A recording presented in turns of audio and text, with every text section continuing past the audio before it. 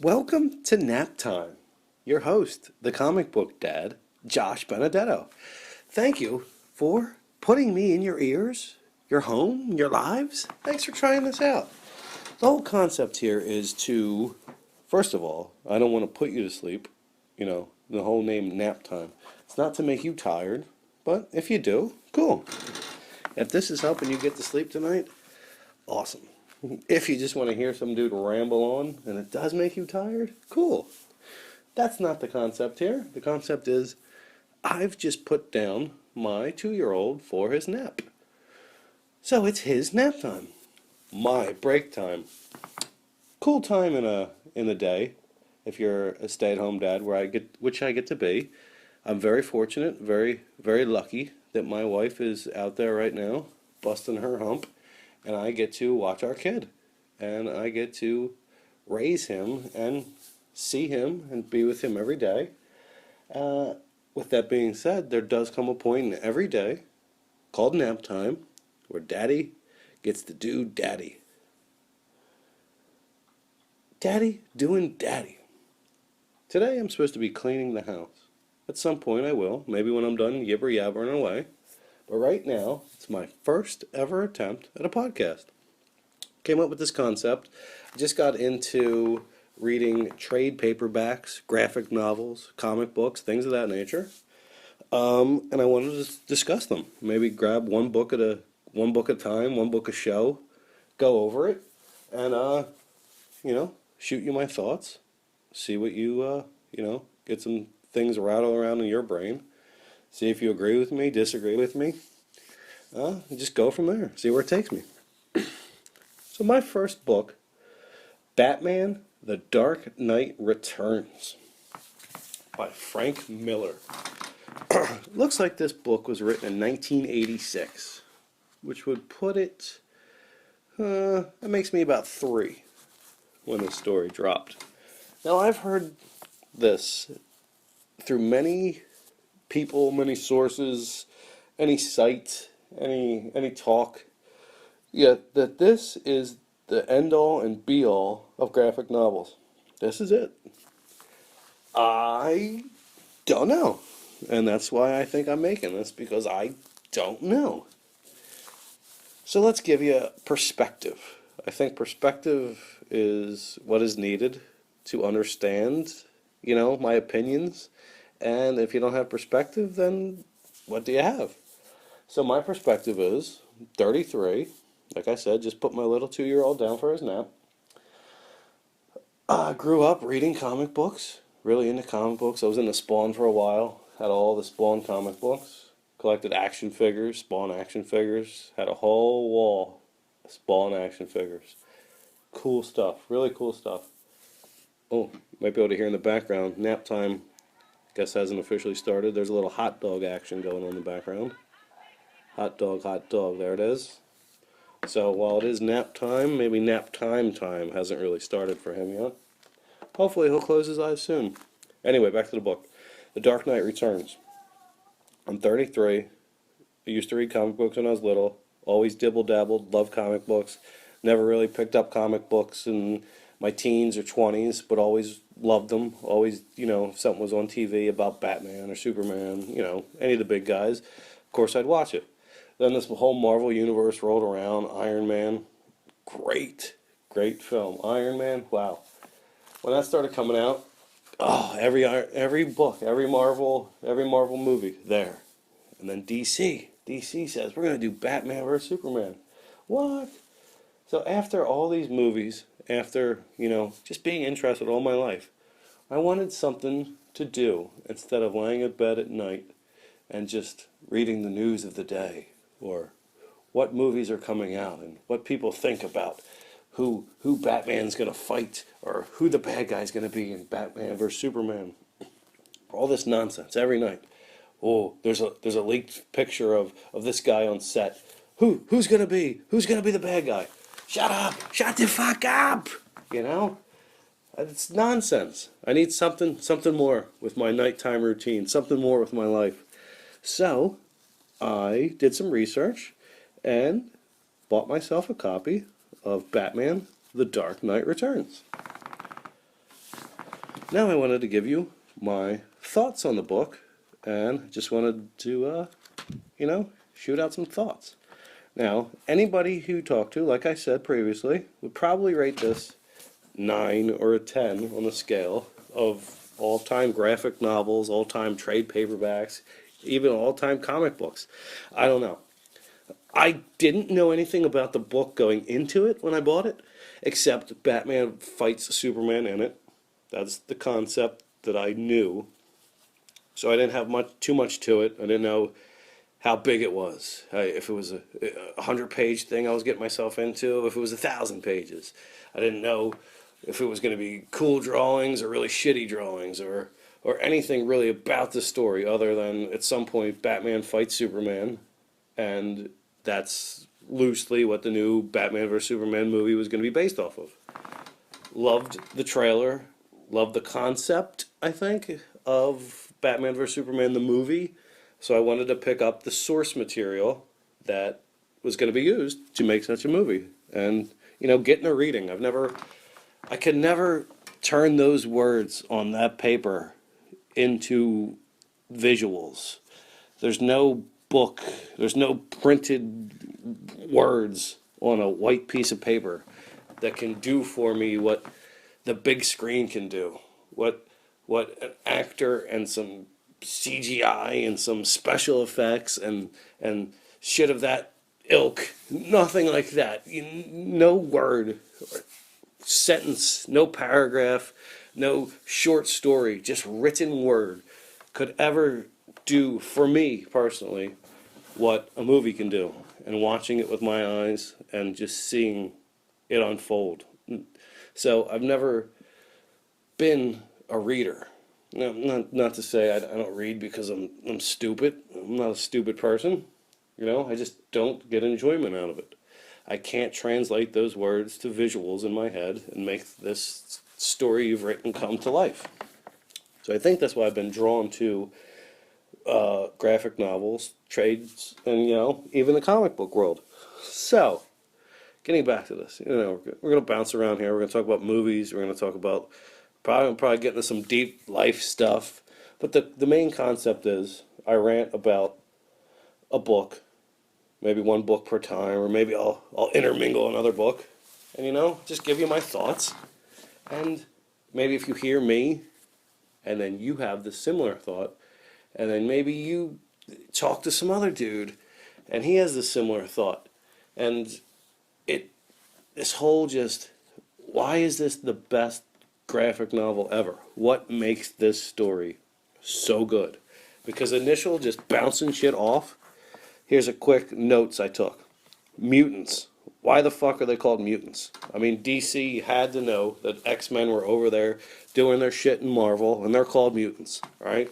So anybody who thinks of the word mutants and the concept of fucking anything, I would think in anything should know that mutants are X-Men or something of that, If you say the word mutants to me, I'm thinking Wolverine. I'm thinking Cyclops. I'm thinking some mutated fuck who can do some crazy shit that I can't do. I'm not thinking a group of fucking little children running around in stupid little masks terrorizing people. I mean, I guess they look like Cyclops with that goofy fucking thing they have on their faces. So that rubs me the wrong way right from the get. That visor looking thing. What is that supposed to be? Is that a shot at Cyclops? What's the thinking there? They all wear these glasses. They wear red glasses. They wear blue glasses, but they all have that stripe. It looks like Cyclops' eye thing. Why are they called mutants? So that bothered me right from the get. There's mutants terrorizing the town, and they're robbing people and killing people and raping people and really crazy shit. Well, why are they called mutants? So right from the get, just that one word rubbed my ass raw, and maybe that started me out on the negative because that pissed me off. I mean, going through the book, I got it right here. Going through the book, you have this band of kids, of the youth, and they're just terrorizing the city. They're terrorizing Gotham. They just don't care. I mean, they're just doing what they want. They're hardcore. They have this mutant leader who's just a hardcore. And that's another thing, is the mutant leader, now that I'm stuck on the word mutant, right? And I'm thinking mutant from over there in the Marvel Universe. Is this motherfucker, is he a mutant? Or is he just called a mutant? Do they call them mutants because they look fucking weird? Or does he have some special power? Because early on in the book, the mutant leader in Batman, I'm not giving any of this away. Like I said, this book's been out since '86. I know that I just picked it up within this past year, 2016. I've never read it before reading it in 2016. So it's new to me, but it's been out since '86. So spoiler alert, I'm doing a thing about reading this book and my views on it. So if you're picking this up and reading this shit for the first time, and now I'm giving things away, I mean, that sucks for you, but I'm going to talk about the book. So if you don't want to listen to spoilers about the book, maybe turn those earphones off right now and do something else. Anyway, back to me. Mutants. So, alright, back to the mutant leader. They're mutants. Are they mutants? Or are they just kids that are called mutants? Why are they called mutants? If you look at the fucking mutant leader, dude, he's got crazy pointy teeth. He's a big ass dude.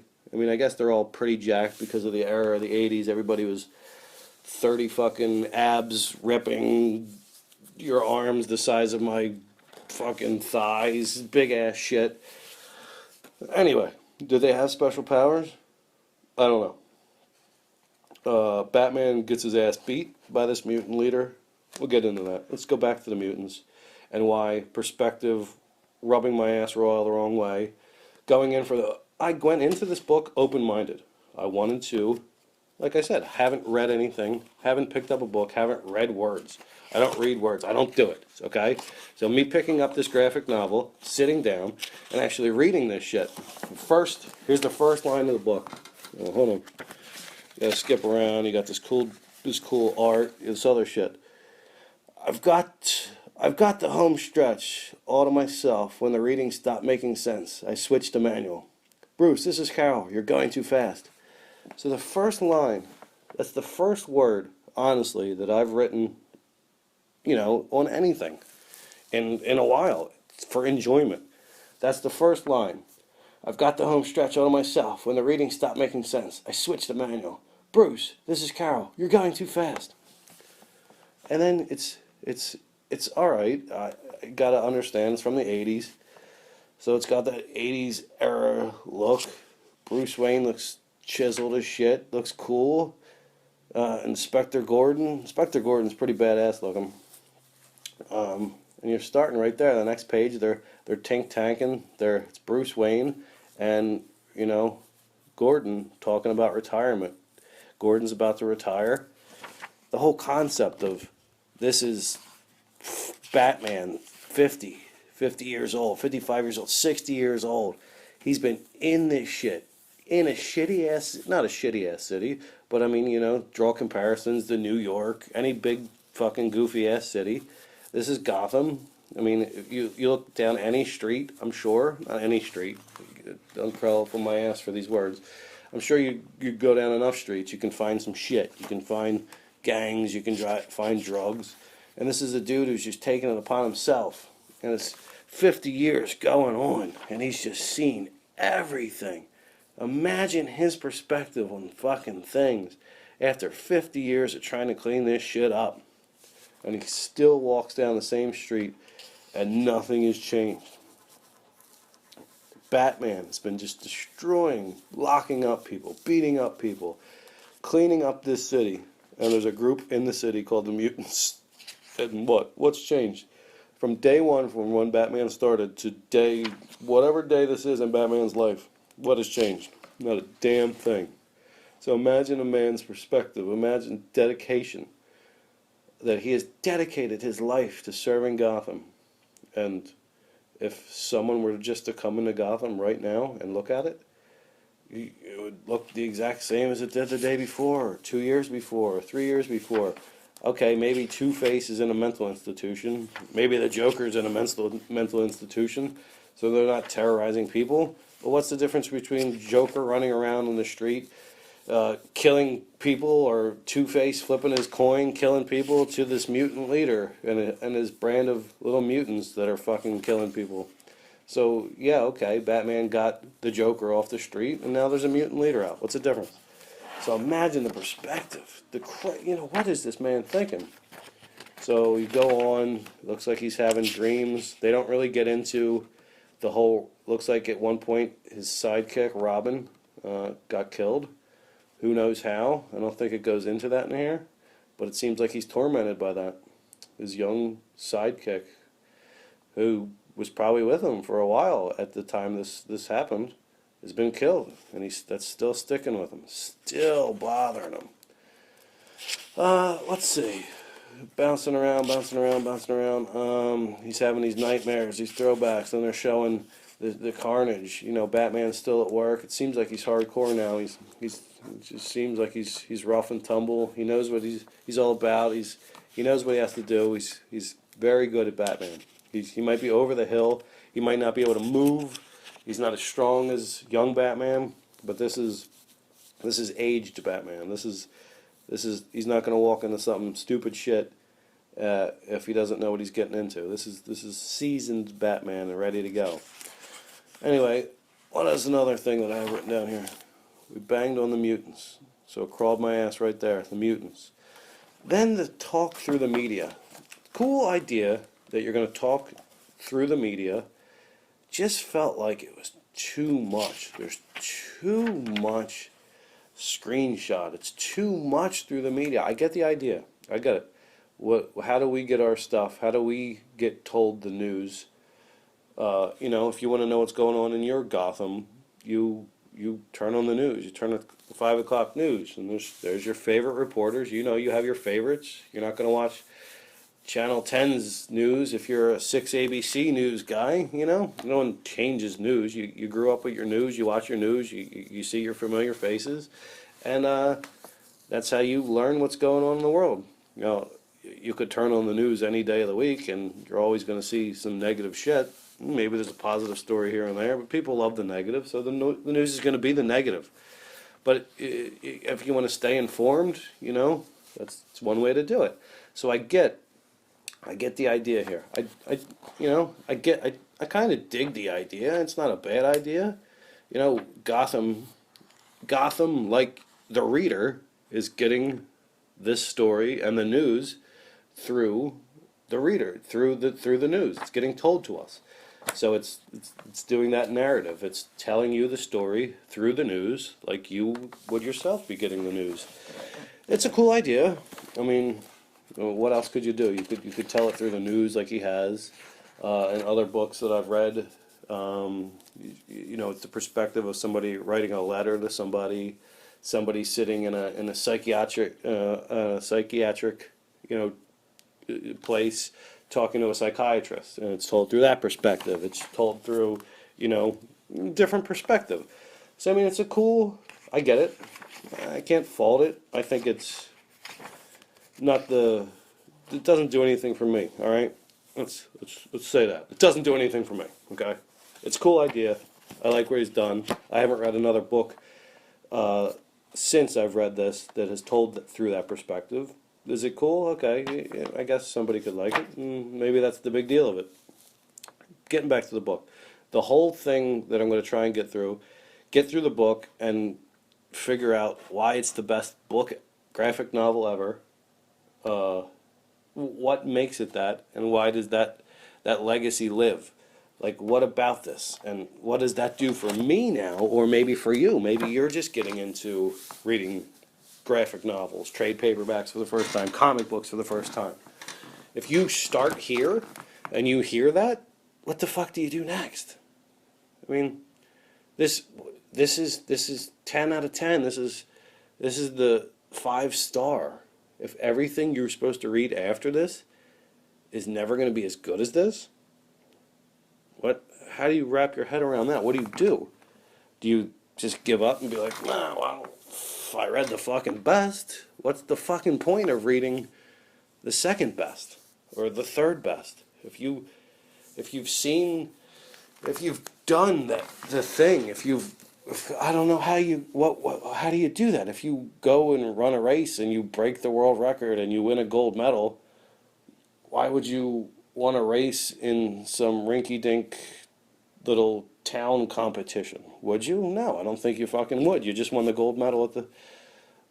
Maybe it's a stupid comparison and bouncing around, but if you've read the best, I don't know how you just keep reading other books. But maybe you just put that aside because this was my first, and I think I'm 10 books deep now. So I kept reading. Maybe in the back of my head now maybe I have this. I put this back in my head. I said, everybody's telling me, you go on a thing. Just look it up. Go on and see. Oh, this is the best ever. This is the best ever. I'm just trying to figure out why. What makes this the best ever, and what do you do with that? If I didn't tell you that it was the best ever, and I'm by no means saying this is the best ever. I've read 10 trade paperbacks, graphic novels, different terms. I get what the difference is. Okay, so I don't know if I'm just going to refer to it as a book. It's silly for me to keep bouncing around saying different terms.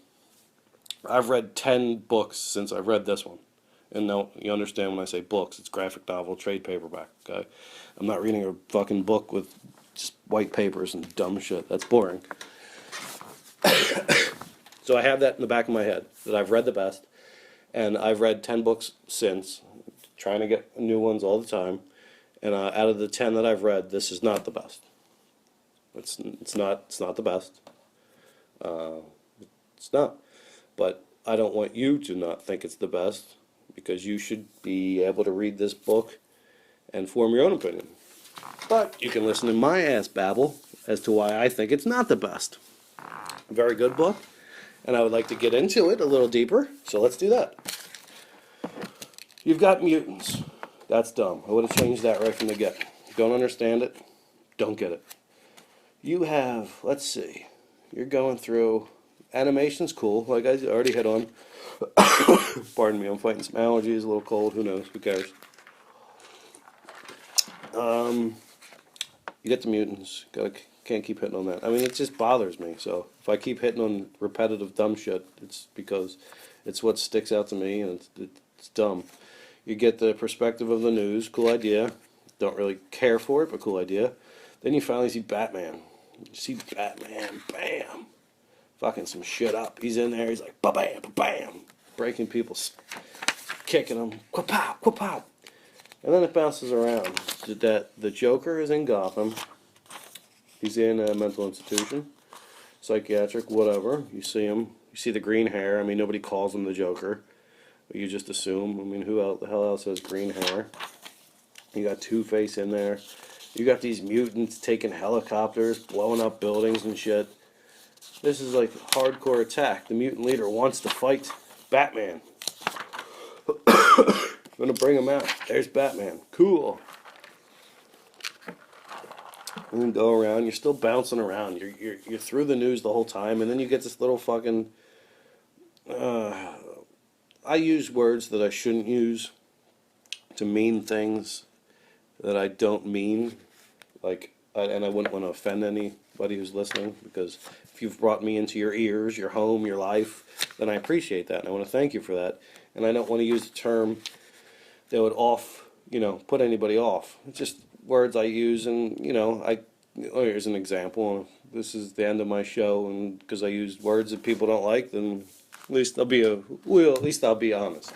Like when I see this little girl putting on a Robin suit. I mean, Robin has always rubbed me as a little queer. Let's use queer, all right? And if that offended you right there, I apologize. I love gay people, so let's not even go there. I use the word queer. Okay, get over it. Move on. If you can't get over it, then like I said, I'm sorry. It's a word I use. I don't mean it to hate anybody, but I'm not going to get off topic and blah, blah, blah, blah, blah, blah. I use the word queer. Batman has always rubbed me as queer. A little girl putting on some fake Batman suit. Pardon me again. That idea is just, I don't like it. So that rubs me wrong.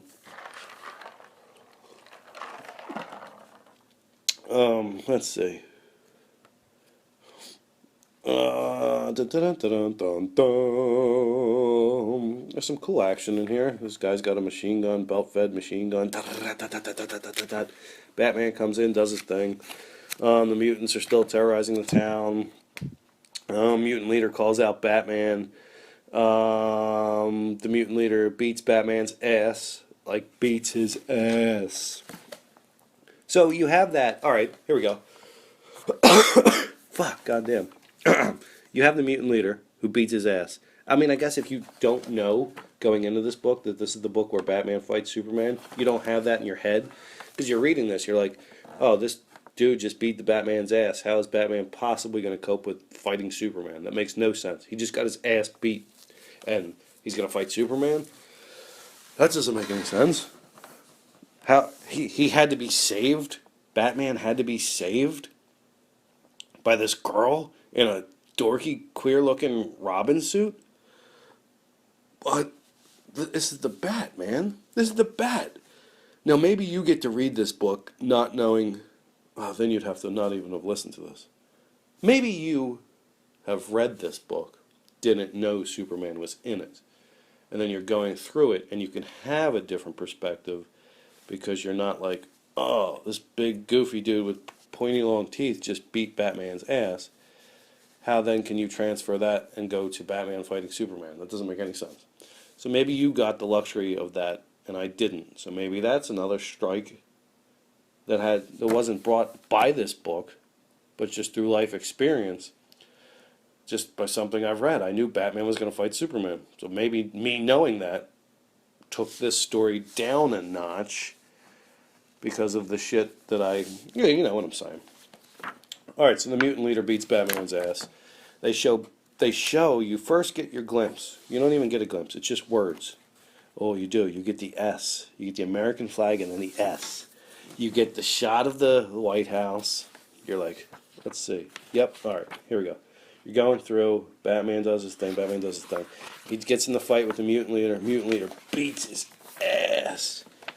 It's just Batman coming to the realization. He's too slow. He can't hurt this dude. So maybe this dude is some kind of...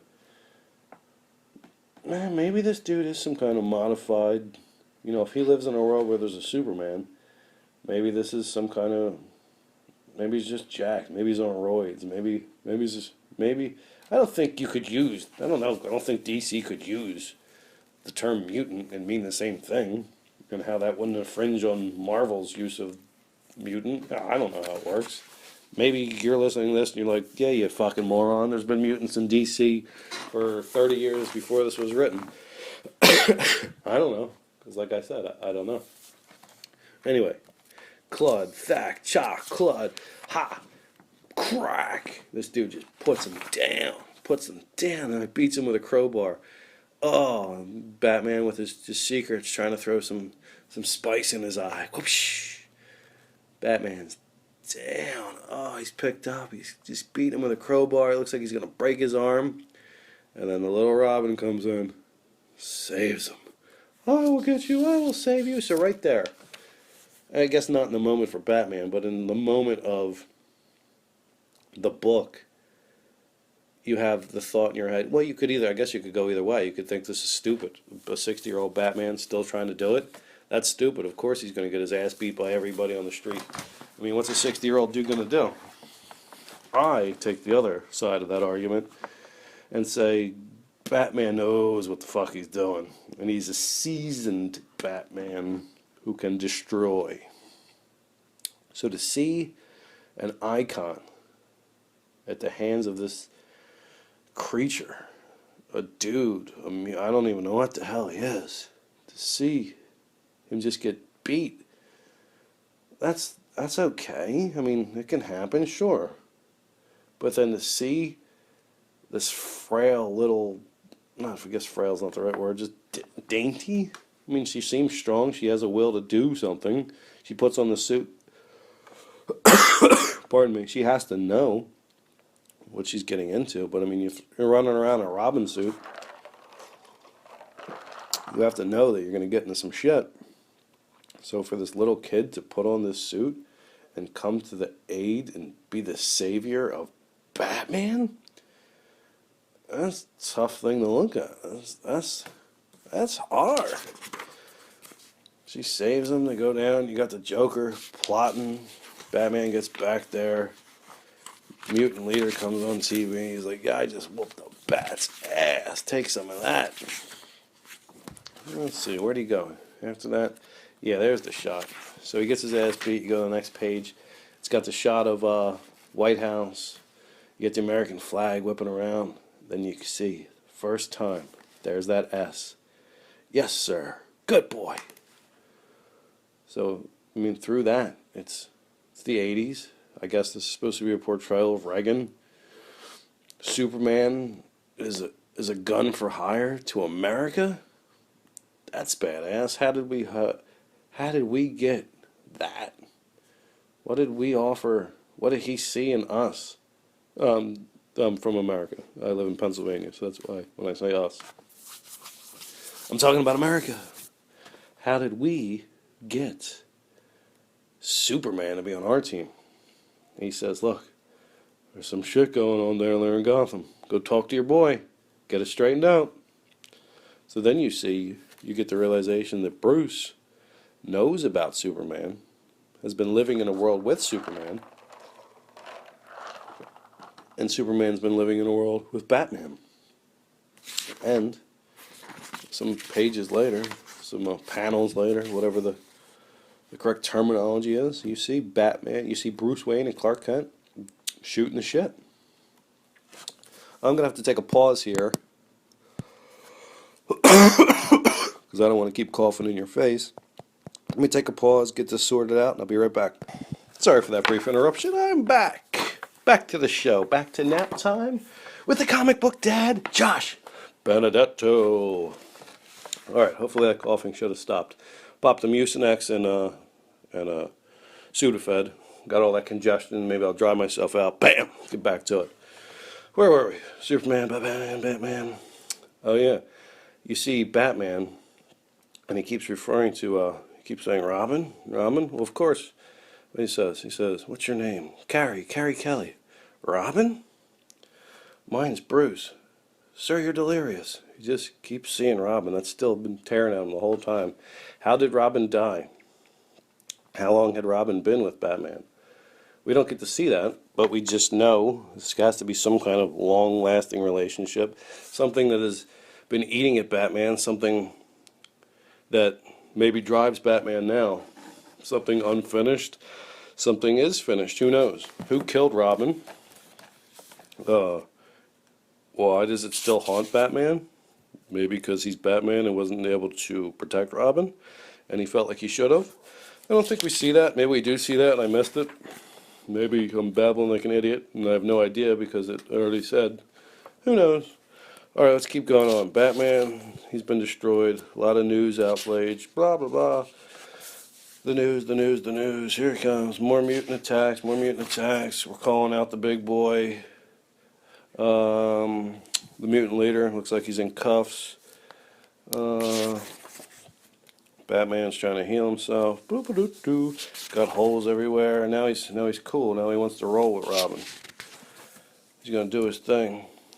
Batman sees what's going on. He has to put a stand down. There's some really serious shit going down. The mutant leader's in jail. The mutants are running amok. They're calling Batman out. They're saying, "Look, it's gonna get worse. It's going to get real bad out there." I'm sure Batman's seen bad and he knows what to do. But for the sake of the city, he just got his ass beat. He knows that he can't go toe-to-toe with this dude. But for the sake of the city, Batman balls out. Says, "Look, mutant leader, I'm calling you the fuck out." So he stages this thing, gets the mutant leader out, and wants to fight him on his own turf. He's got to slow him down. He's got to do something. He just got his ass beat, so he's got to try and level the playing field. Batman's no dummy. He gathers all the mutants up to watch this. He says it's going to come down to this. Batman's going to live. The mutant leader's going to live. One of them's not going to make it. In front of his boys, in front of all his boys, Batman's taking this dude on. He's fighting him in the mud. He's fighting him in the muck. He's got to try and counteract what was about the first conflict that he couldn't do. So, get a little mud in his eyes, get a little little gloopiness, try and settle things out. And in front of the whole crowd, it's not even really epic. I didn't call it epic. It's 1, 2, 3. I guess how epic can you get on a couple panels? You're fighting. Batman's getting some good shots. He's getting some good shots. Bam! Batman sits over the broken mutant leader. He just kneeled over him. And then the mutants paint some Batman shit on their face and swear allegiance to the bats. So that's been accomplished. Now, instead of the mutants going out and killing and raping and murdering innocents, they're going to be Batman's foot soldiers. They're going to take down the badness. It's now Batman has a whole clan, a whole gang of mini Batmans. So right there, what is that? Is that what Batman wanted in his whole life? You think that was the point of this fight?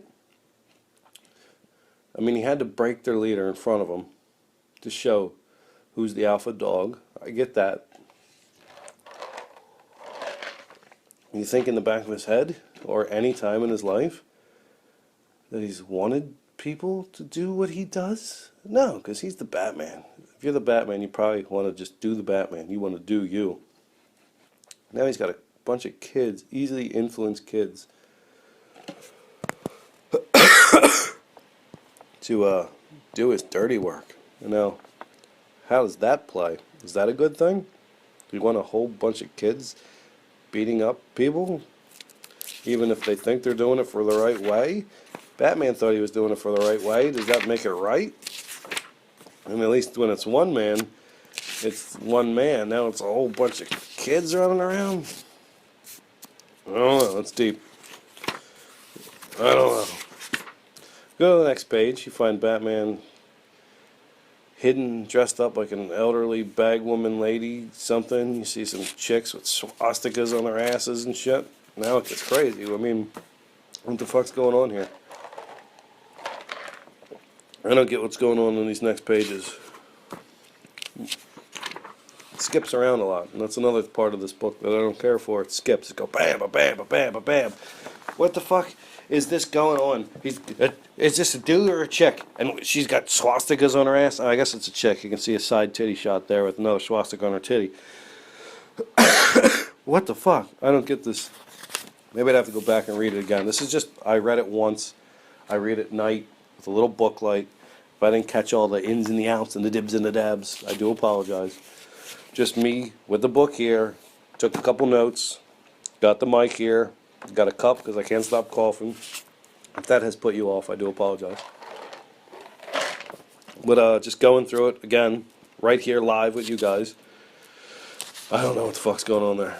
Then you see a shot of Batman and Robin. Yay, look at Robin. Yeah, I'm a little girl. Cool, okay. That's wonderful. Commissioner Gordon is retiring. Blah, blah, blah, blah, blah. Then you show blah, blah, blah, blah, Superman in his Captain Morgan pose. I'm Superman. Like, wait a second. You just had Batman attack some chick with some swastikas on her ass. You get in a big fight. Commissioner Gordon gets on TV, says some stuff. A bomb blows up. Joker's lying in bed. Tomorrow, I go free. I just can't sleep. Some bomb blows up somewhere. On the next page, good morning, Gotham. It's Bruce Wayne and Superman on some horses. Well, like, what? I don't get how you went from here to there. Some shit, literally, on the page before, a goddamn building has just exploded. With the fucking goofiest looking dumbass little dumb shit messed up little doll bomb thing. A building explodes. He has Robin The Joker. I'll add them to the list, Joker. The list of the people I've murdered. Like, and then you have a David Letterman looking guy. Good Morning Gotham. And you go from that to Bruce Wayne decided to, despite massive Soviet arms buildup, I guess you still have, we haven't hit on that. You got that whole Civil War, not Civil War, Cold War. You got the whole Cold War thing in the background. You got this goofy looking Ronald Reagan. Yeah. You got the whole Cold War conflict in the back. Okay, I get that. I haven't touched on that yet. Maybe that's the first thing people think of when they read The Dark Knight Returns. The whole Cold War conflict and Civil War. And fuck, I keep saying the Civil War movie's coming out like next week or 2 weeks from now. I don't know. Maybe that's in my head. Anyway, Cold War. This is the 80s. This is America. This is the Soviets. Superman. Batman. Maybe the mutants. Oh, wait a second. Yes, let's stick with me here. I'm having a thought. Maybe the mutants are the Soviets. Right. Their size. There's so many mutants that would show the Soviets, they outnumbered us. They have a lot more people, I think. And if that's a falsity, maybe they have more soldiers. Maybe it seems like they have more soldiers. Maybe it seemed like they had more soldiers. I don't know. I think the mutants are supposed to be the Soviets and their masses and how big they are. And Batman, who knows? We'll get back to that thought. Anyway, you got Ronald Reagan. This page of the book, maybe this is halfway through the book. Just this panel pisses me off. I'm fine. Superman's a regal character. He's got a cool pose. Good. Rock the hell out of that shit. You guys are going to be riding horses. I mean, from one page to the next, this just doesn't make sense. This is out of place. This is stupid. This is another thing that pissed me off about this book. Fine, you guys want to meet up and all that stuff, and you guys are buddies, you're chums, you're talking about bigger things than Gotham, you're talking about world stuff, cool. Oh, blah blah, there's an eagle flying around and shit. These two panels are stupid. Superman's over here, he's about to do some Cold War stuff.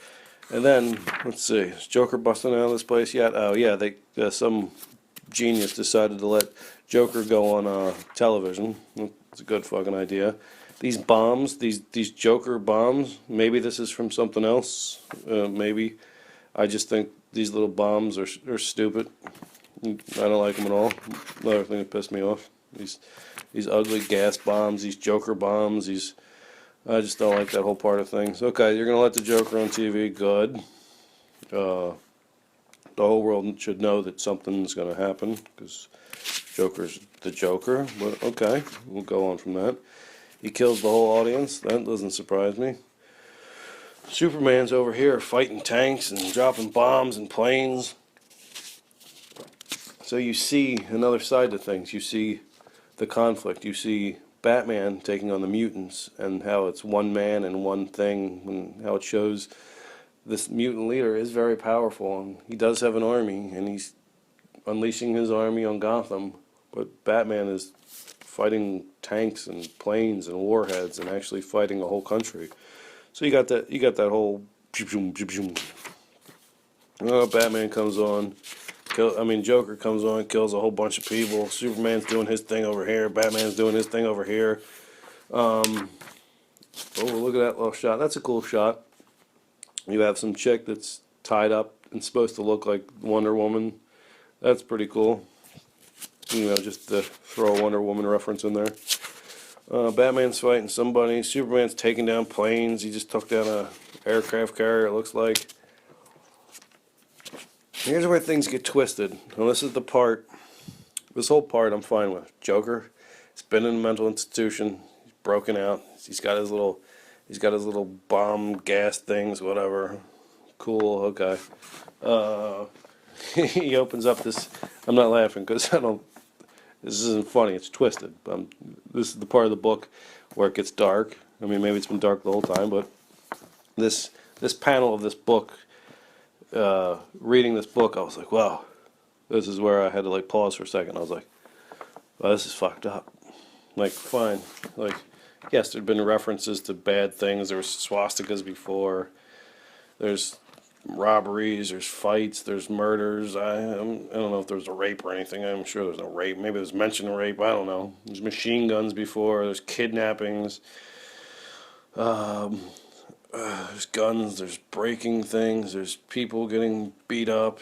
Before that, people getting I guess people get stabbed in the beginning back there. All that stuff. You know, I'm 33 years old. I guess I was 32 when I read this because I just turned 33. But I'm like, and I've never picked up a graphic novel, so I don't know what kind of level of violence. You know, is there gonna be some cussing in this book? You know, what does it do? I'm sure it's for mature audiences. This whole book you're going, you're like, oh, okay, cool. And you get to this panel, top upper the panel. I guess we're on page 140. You get free cotton candy. You see the Joker and some giant glob of fatness handing out free cotton candy to a Boy Scout troop, it looks like. And you got, even if you just look at that panel, you don't read any words, then you got two shots there, and then you got that next shot, the smaller square, somewhere a woman calls out for her son. Somewhere a calliope plays the same tune again and again. And you see all the innocent children dead. God damn. So then, now you have me. You itched my ass earlier. You pissed me off a couple times with some stuff. Okay. Maybe books, comics, things like that didn't have this kind of panel to them.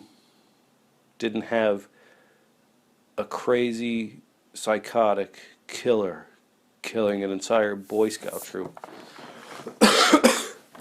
Maybe that's what makes this book great.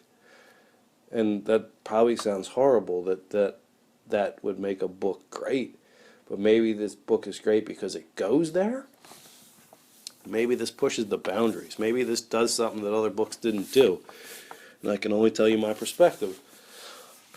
When this book would have came out, I would have been 3. So I didn't read any books before this. I don't even know if you can read when you're 3. Probably not. Maybe you can. Even if I could read when I was 3, I wouldn't have read this. And if my mom let me read this when I was 3, that'd be crazy. So I'm sure she didn't. Anyway, I'm getting off topic here. No, I'm staying on topic. What the fuck am I talking about? The point is, I don't have anything to compare this to. I haven't read a graphic novel before this in my 33 years of life. I picked up comic books, but like I said, they were Spawn comics books. They were Predator comic books. Because I like the Predator movies with Schwarzenegger. Get to the chopper! Get to the chopper! I like that. So I guess I did have Predator comic books. I guess the early ones of those were maybe 80s, 90s. They had some violence, but it's different. It's if you're the Predator and you're in a Predator book, the Predator doesn't hunt the Boy Scout troops. So I mean, I'm sure there's been violence in comic books, but what makes this book so goddamn great?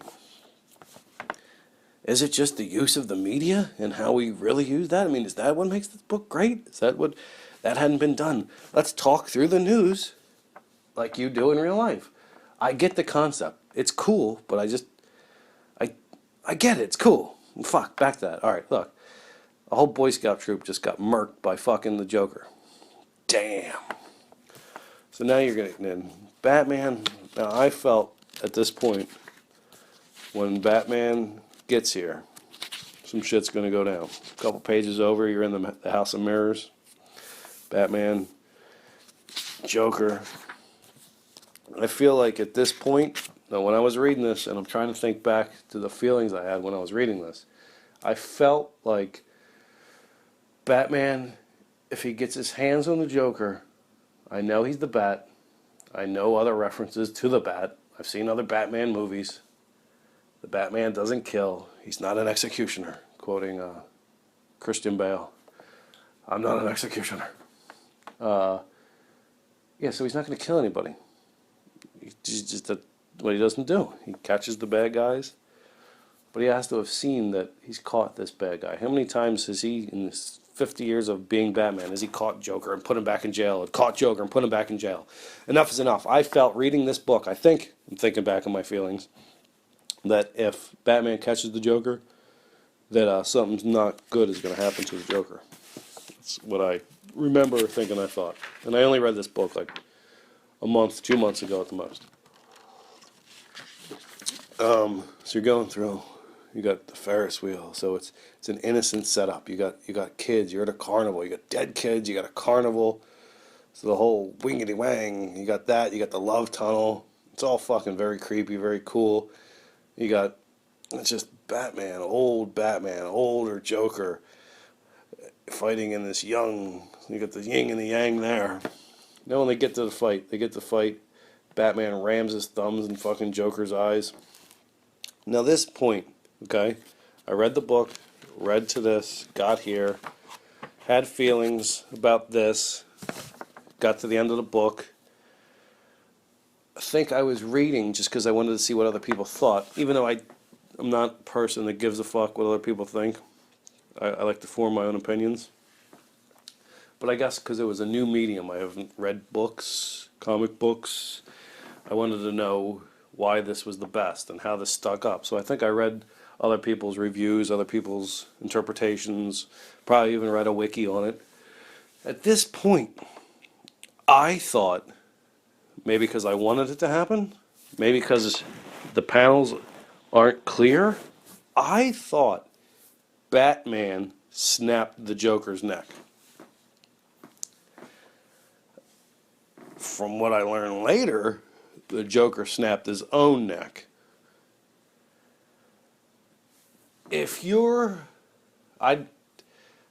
I'm sitting here looking at the book now. I looked at it last night because I was going to take notes so I could do this. I still don't see it. I still don't see the Joker breaking his own neck and trying to set up Batman because he knows the cops are coming. I don't see it. I know that is a badass plan, and he knows there's one way into this place. He knows the Batman went in to chase the Joker, and the Joker's so fucked up that he snapped his own neck to set up the Batman. I love that. I think I might have just realized that I love that more than what I thought actually happened with the Batman snapping the Joker's neck. Now, see, I don't know. If you take that thought that the Joker's so fucked up that he's going to set up the Batman to finally show that the Batman is not good and can kill, and he's going to take his own life, that's deep. Maybe that makes the book better. Maybe as I talk these words to you, this book changes. Anyway, when I was reading this, to this point, I thought Batman snapped the Joker's neck, and I got excited was the word? I don't know. I was like, whoa, fuck! Batman killed somebody! He killed the Joker! My wife could have been sleeping next to me. I think I got excited, and I was like, ah! And I might have made a noise and woke her up. I don't remember. I don't remember. So anyway, from that point on, you have to take my perspective, thinking, as I'm reading the rest of this book, that Batman has just killed the Joker. After 60 years or whatever, the Batman finally killed somebody. Wow.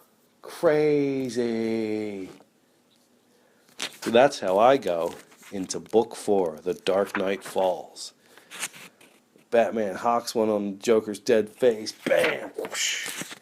This shit gets crazy. There's helicopters. Batman's finally gonna get caught. The mutants are still back on TV. Now they're all locked up, but that one guy's got the Batman logo on his face. He's having it. And then the other story you got going on, the Soviets launch that nuke at whatever that little island is. I don't fucking remember. Some kind of island.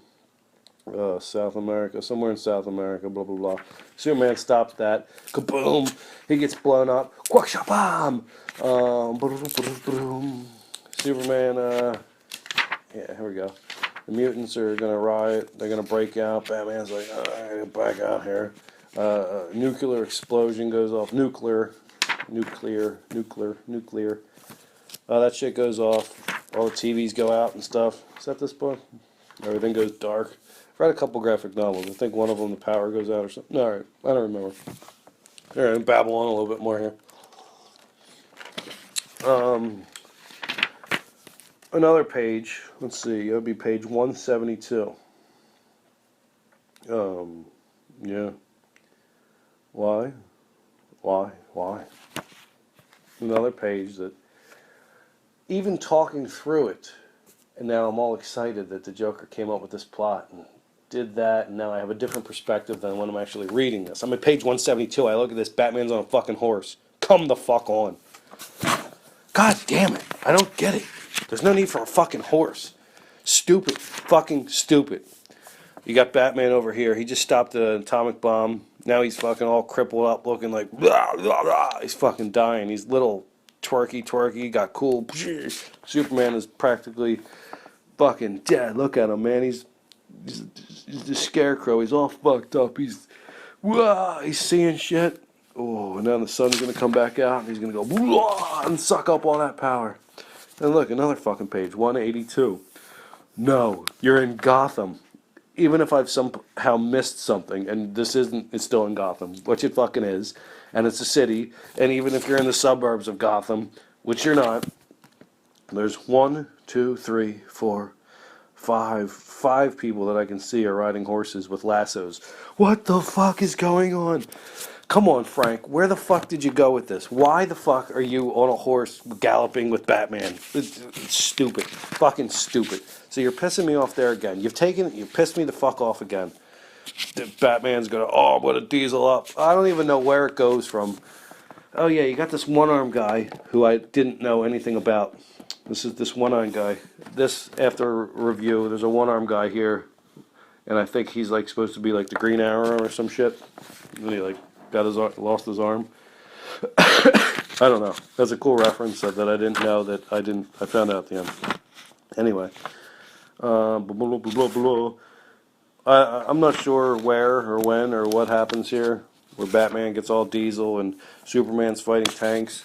That I know the president says you got to go clean up that shit and send Superman in and says get your boy under control. You know, we've let the Batman do his thing because, you know, having a dude take out some criminals isn't the worst thing in the world, but he's always done it in Gotham, and he's done it responsibly to an extent. So we've let it slide. But now shit, it's on the news, shit's going crazy, this whole mutant thing. You know, Superman, get your ass in there and get your boy under control, and if your boy's not going to get under control, then fucking the world's not going to miss a Batman. See, this is where it goes. You're at, let's backtrack. You're on a fucking horse in 182. You talk to this one-armed guy. You diesel up at 187. You're putting on a bulletproof vest. 187 to 188. It appears Batman's in some big-ass suit. I mean, I've seen Batman v Superman, so I know he's in his, like, Superman bustin' fuck-up suit. But just in a couple pages, and through this little bit of dialogue, Batman put on this crazy Superman bustin' suit, and now he's gonna... There he is, page 1, it doesn't have page numbers here. I guess we're on page 1, 93, 92, 91, 90. I guess you're on page 190. You have Superman hovering in the air. Batman's in this chunky-ass fat suit attached to a fucking pole. I mean, the animations here are just... You lose me here. This is some stupid shit Batman drawing. Like, it's fucking stupid. And how did you get to this? And fine, you want to fight Superman? You're going to do it all the way back here? Like, let's look. You're at, let's count, 190. And then you go 192, 193, 5 page, 195. So you have literally 1, 2, 3, 4, 5, 6 pages? Me going into this. Listen, me fucking going into this. not knowing anything about this book, and maybe that ruins things because I thought this was a book about Batman fighting Superman, and it takes fucking 6 pages, and the animation's dumb and fucking as shit. He's in some bulked up fucking Superman fighting suit, all bulked up, and I'm gonna blah blah blah blah blah blah blah blah. I'm gonna punch Superman in his face in some fucking fat suit. No, get out of here, Batman. Superman should have stomped your fucking face. But he's got a little trickery. You got the guy with the arrow. The guy with the arrow is going to shoot some kryptonite. Where the fuck did kryptonite even come from? Did I miss something? Did Batman have some kryptonite stashed somewhere? So Arrow murks him. He puts some kryptonite blast in, which makes Batman be able to kick him in his face. And then what? What happens here? Does Batman truly, does his body just give way and he actually has a fucking heart attack?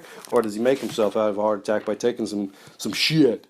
I mean, I guess he has to take some shit because he comes back to life. So I guess he's setting Superman up. Why is he setting Superman up? Superman has to feel like he won? No, maybe I'm skim coating this, getting the fuck over something. But maybe, and I guess I have to read it again.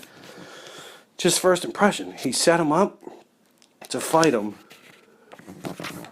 to have a fake heart attack, to let Superman win because Superman has to win, because Batman has to end. Is this going back to the movie where he lets Two-Face go? He lets Harvey go and then chase me because they have to, or whatever the fuck he says. Is that this? Is that this before that? Batman has to die for Gotham to live? For the world to be better? I gotta think on this. What is Batman's reasoning for faking his death and letting Superman... Do they just have to close that chapter?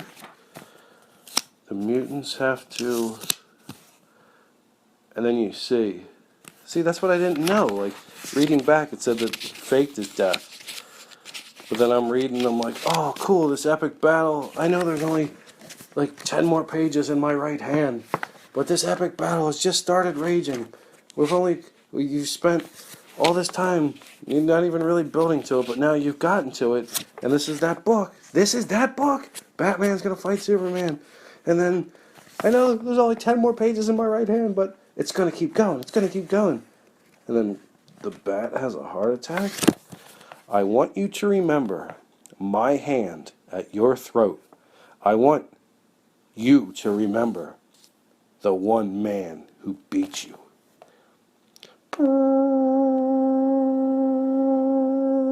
And then he fucking flatlines. Why? I want you to remember, Clark, in all the years to come, in your most private moments, I want you to remember my hand at your throat. I want you to remember the one man who beat you. So he has to take Superman down to make Superman realize that Superman isn't Superman. He's just a man. And Batman has to be taken down because that's enough. Superman has to look like he's the man. Two contradicting thoughts. I'm not sure what to take. Anyway, when I was reading it, I thought this bitch of a Batman's heart just fucking gave out after 6 pages of fucking fighting Superman. His little queer there. Didn't mean to say queer again. But just listen. Don't take it wrong. Listen. Anyway, that his little heart gave out and he just died. I'm like, he had a fucking heart attack? That shit's silly. He had a fucking heart attack. That shit is silly. But then I read later on that he faked his own death. And then you know that later because a couple pages later, boom, boom. You hear boom, boom, boom, boom, boom, boom, boom. And you're like, what? He fucking faked his death. No, he's back in the shadows. He's got the last book. He's alive. Clark knows it. He gives him the wink. He's in the shadows. He's got all his boys together. Good enough. Last page. Last thing it says. Good enough. Let's see. Years to train and study and plan. Here in the endless cave, far past the burnt remains and the crime fighter who as time has passed, it begins here an army to bring sense to a world plagued by worse than thieves and murderers. This will be a good life. Good enough. A world that's plagued by worse than thieves and murderers. What's he referring to? A world where there's other supermen? That's it. You know, Batman crouched down, a bunch of mutants, Little Robin. I guess you have your one-armed arrow shooting guy, and that's it.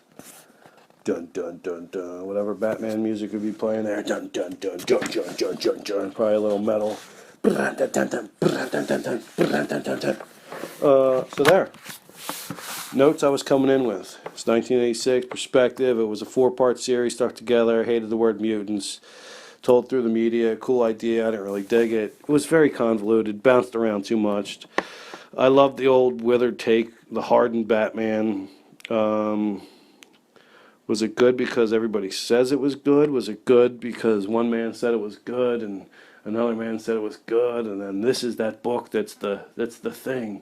Oh my God, get your hands on this because it's the best. Is it just myth that makes this thing is the best? Is it the best because it's the best? I don't know. I might have missed these points, these crucial points where the Joker snapped his own neck. I blew through that. I missed that. That could have been the turning point in this book. I missed the point where Batman poisoned himself and gave himself a fake heart attack. And what's the big picture here? I don't fucking know. I know I coughed a bunch of times in this episode. I do apologize for that. I want to thank you. If anybody is anybody, whoever is listening to this, in your earbuds, on your iPhone, sitting in your house, laying in your bed, sitting on an airplane, whatever the fuck you're doing, if you have brought me into your home and tried out this initial first episode of Nap Time with the comic book dad, Josh Benedetto, I thank you. I hope you come back for episode 2. I don't know which book we're going to do next. It's going to be a good one. I think I might delve into Punisher Born. Better than The Dark Knight Returns? There's a little question mark up in the air. I'm going to leave you with this. Enjoy nap time. It's your time. Enjoy it. You've gotten that little bastard through the morning. You fed him. You played with him. Maybe you got some stuff done around the house.